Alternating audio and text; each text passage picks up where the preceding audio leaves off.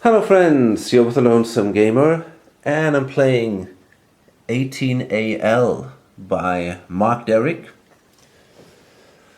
This is from 99, and at the moment it's not published by any company, at least not that I know, so it's a little hard to get. You can either get a used copy.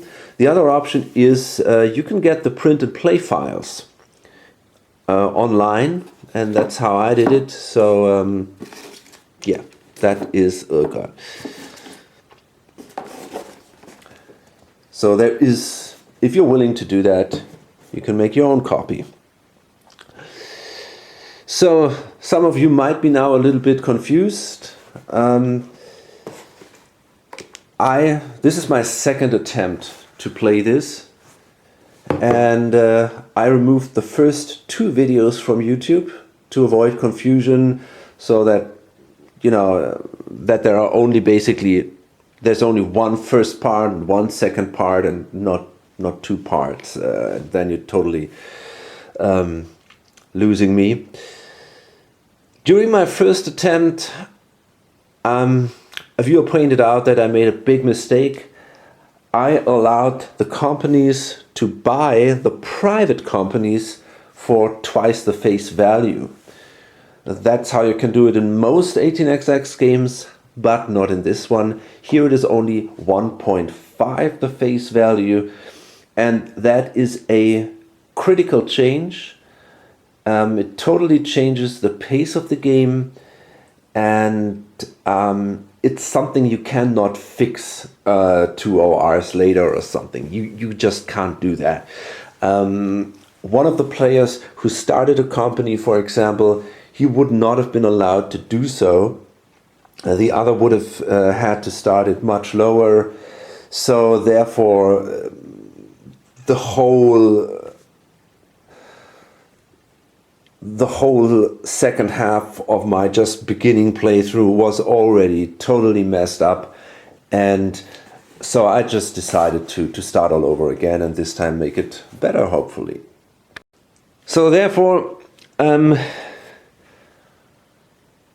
will explain, of course, things basically for the second time, so the ones of you who have already seen the first video might be a little bored here, because I'm just explaining everything again. But I have to assume there are also some people who will see this video now for the first time who haven't seen the first video. I'm not going to explain the rules of 1830. I'm only going to, or the whole 18xx system, I'm only going to explain the differences to 1830 as I usually do when I play an 18xx game. So if you're interested in this and you don't know the basic concepts, please either watch my video of 1830 or watch some introductory video. There are lots of them out there. Okay, so first of all, just let me go quickly to the privates. We've got only 5 of them here. I'm going to play a 4-player game, by the way. And we have here the Tuscumbia Railway with no special ability, 20 bucks, 5 revenue. We have the Southern North Alabama. This comes with a cold marker, and we have 5 spaces which also show coal fields like these, and when the company buys this thing, they may then at any time place this coal field marker on one of these spaces, and then its trains get an additional 10 bucks when they hit that space. The next one is the Brown and Sons Lumber Corporation or Company. And it comes with this tile here. Oops. Now that's a 20 dot. And you can lay that dot in addition to your standard tile placement, or a company can do it, on a swamp tile for free, without paying terrain cost. There are a couple of swamp tiles down here, one here and one here. And they don't have to be connected to do so. And this thing gives you 20 instead of your standard 10, which usually gives a dot. And dots do not count against the range of the trains in this game. So usually dots are more or less just a penalty because they slow you down. Here that's not the case, and a 20 dot is pretty good in this game. It's a real advantage. Then we got the Memphis and Charleston Railroad, and it has 2 trains here, and you can assign one of them to one of the trains of the Memphis and Charleston, of the owning company. And if the owning company then does a run that connects the cities written here, Atlanta, Birmingham, it's from here to here, or Mobile is down here to Nashville, this is the big run here, then it gets a bonus of 20, respectively 40. Okay, and eventually the new Decatur yards. I don't know how to spell that name. It might be Decatur or Decatur, I don't know that. Anyway, the owning company gets a train for half the price, and then the company will close. So that's a very strong ability, and especially if you use it later in the game. So timing is really critical here, because obviously the optimum action would be to buy a 5 train for 450. However, it has to be exactly the first 5 train, because the purchase of the first 5 train closes the private companies. So if you wait too long and someone else buys that 5 train, you lose that ability. But if you managed to time it perfectly, it gives you a big advantage. So I'm going to start now the private auction. I'm going to do this off camera. All the players start with $500 in a 4-player game, and there's a lot of dice rolling involved in this. Of course, some are more valuable than others, so I got my own system here. But yeah, there's also a lot of randomness involved here. And by the way, I use again my kind of artificial personality. So some players play a little more aggressive than others, so that I don't make every critical decision the way I would make it. So sometimes, depending on how stupid or how clear some decisions are, I will, for example, roll a dice on a 1 to 5. They follow my decision, or on a 1 to 4, they follow my decision, depending on the aggressiveness of the player or something. But of course, this is something I do not do with every decision, but there are sometimes critical decisions where this can change the game and make it interesting, so that I don't play the same game every time, basically. Because there's no luck in 18xx games. So yeah, if you play solo, it's more interesting to play to bring a little bit of randomness into the game that way. So the private auction is over. Priority is again with the first player, basically. And yeah, this guy came out very, very well. He ended up with 2 big privates, the 100 and the 70 private, and he still has the money to start a minor company very low. So I think he did very, very well here. He had, yeah, he came out with a big advantage. This guy managed to get the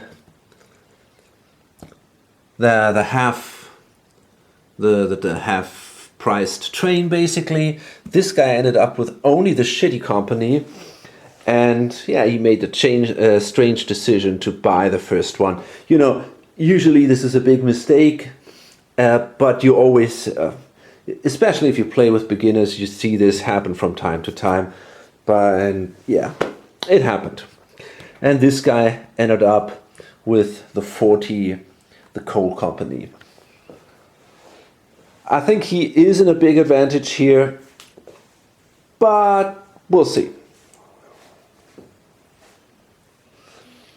So, one thing about the map, during my first attempt doing this, a viewer pointed out that this should be blocked. So I placed this as a marker to indicate that this connection is blocked.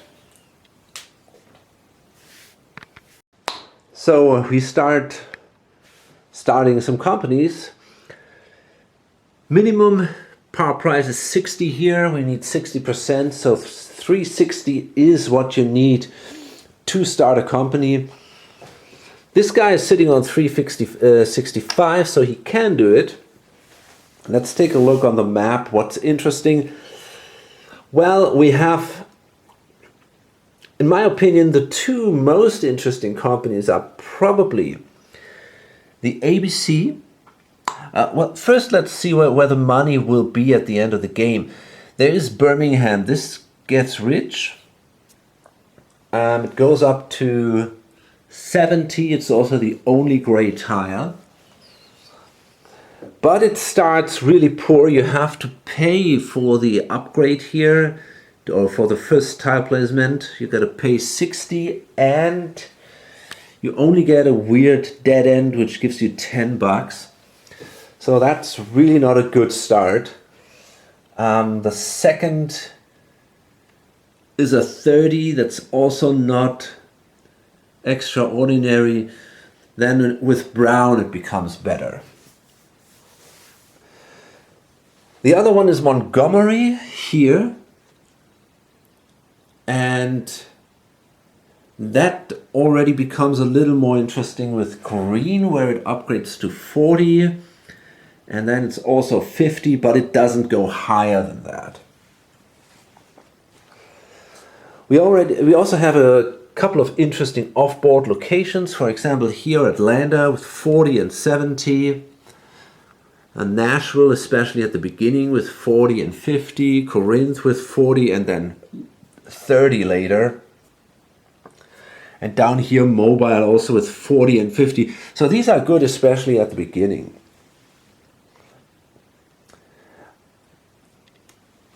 So I think that, as I said at the beginning, the ABC is probably really good. It can do the Atlanta Oxmoor run really quick, and is also close to Birmingham. So I think that's a very attractive company. And the other one is here, the L and N. They can try a run from Nashville through Florence to Corinth, and then maybe a second train from Nashville to Decatur. That is a really good run. I think it's about 150 or something, which is good with 2 true trains. That is a strong starting run. So yeah, let me see. I'm gonna roll a die here, and on a 1 to 5, I'm gonna go with the. That's tough. No, wait a minute. Let me see how I do that. The The thing is, I've realized in my first attempt, this company is very strong at the beginning, but when the 2 trains are gone, and it might not be quite as good anymore. On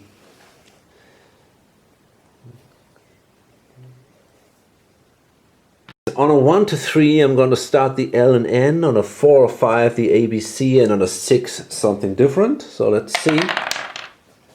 Okay, so we're going to go with the ABC here. And I can only start it at 60, so that's what I'm going to do. Place the value, the par price marker here. Spend $120. And that gives me the presidency of the ABC. Great. Now this guy, he's got much more money. He should be sitting on 480, I think. So question is, do I want to start it as high as I can afford and play conservative and buy me 6 shares, which, I don't know, I mean, 480, that would allow me to start it, I guess, at 75. Or do I start it lower and try to get an additional share and an advantage over the others? I think this is usually what you want to do. So, well, let me see. And again, I made a mistake. Obviously, this guy doesn't have the money to start a company. I somehow forget to pay the full amount. He sits on $315.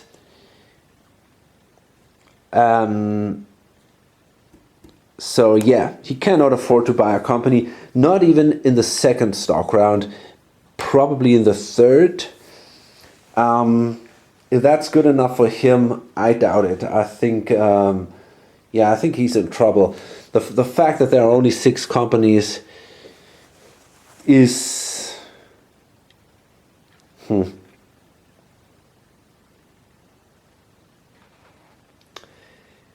yeah, that is clearly an issue here for him, because he might not be able to find a second company to start.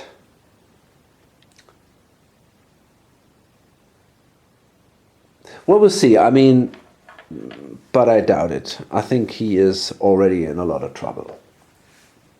He might have spent too much for his privates.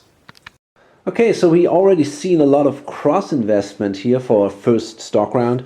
This guy started his company really low, but he had a lot of money left, so he bought 2 shares. But he could only buy 2 shares if he buys them both from the ABC. If he would have bought one from the Louisville, he could not have bought another one from the ABC, because the Louisville is $15 more expensive. Now, there is a risk in this, right? The owner of the ABC has an advantage in priority order. This is kind of tricky, but on the other hand, in this game it takes a while until players can actually buy in their privates. So I don't really think it's going to be that dangerous, at least not at the moment. Maybe, I hope so, at least. I'm not sure about it. We'll see. I mean, I can still sell one of them. I'm not sure, actually, if that was such a clever move. But now I'm sitting on both of them. Okay. And this guy, he bought 4 privates of the Louisville Nashville.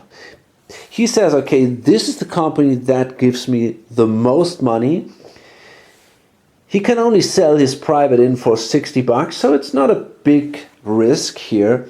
And yeah, so I gotta make money, so I will invest in the most valuable one, and that is gonna be the one here that runs for a good amount of money early in the game. Okay. So let's do the first OR. So the L and N starts operating, and they simply lay a tile here. They're aiming for that connection to Corinth. Of course, they don't have a train, so they cannot pay out. Share value drops, and I'm not even going to flip it here. And the thing is now in this game,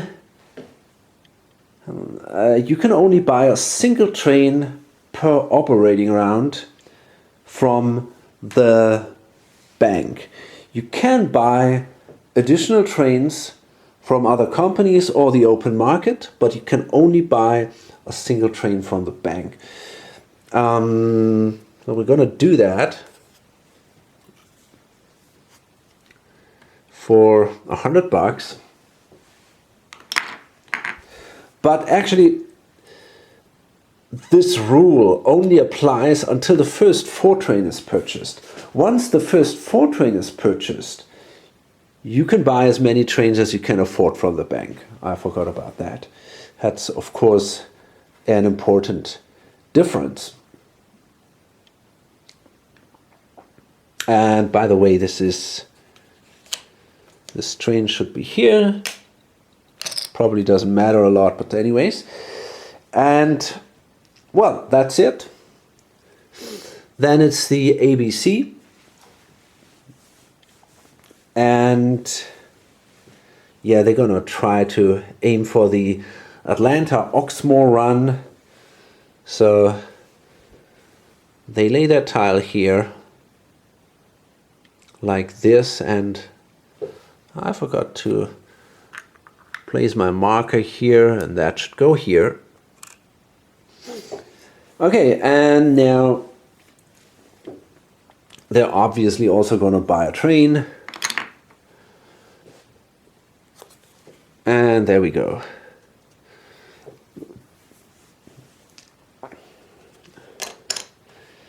And they didn't pay out.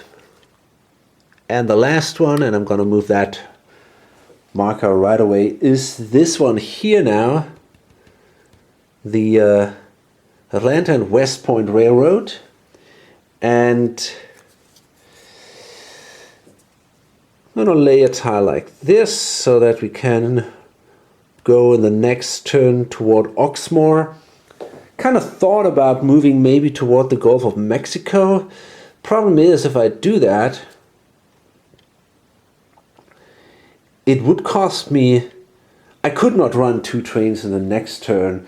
So here, for example, this lumberjack company would be great. You know, you could, but yeah, well, I cannot buy it in, so it, it doesn't help me a bit. Okay, anyways, let's, it's a little odd. Yeah, you have to own it. It doesn't work like the fishing company or the port company in '89, where you basically also get a free tile and you can place it as a player, not as a company. So that gives you a big advantage at the beginning of the game. But here, yeah, you don't have any advantage at the beginning of the game. Anyways, by the way, I forgot to pay out the privates. I gotta fix that quickly.